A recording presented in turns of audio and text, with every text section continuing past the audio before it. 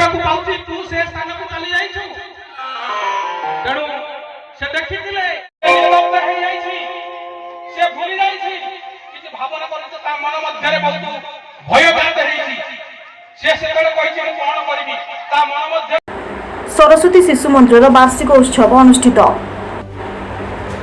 आरनपुर उपखंड हाटडी ब्लॉक अंतर्गत गेड़मा पंचायत जलसरपुर सरस्वती शिशु मंदिर वार्षिक उत्सव अनुष्ठित हो।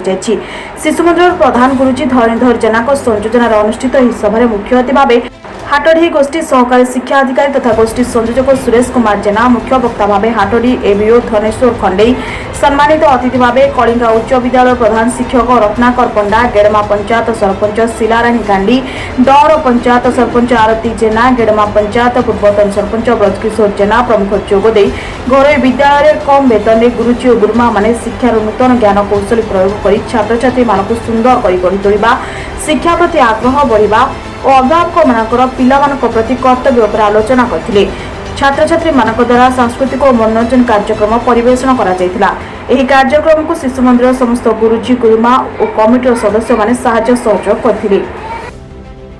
केन्दुझर देवव्रत बेहेरा रिपोर्ट, जागृति लाइव मीडिया।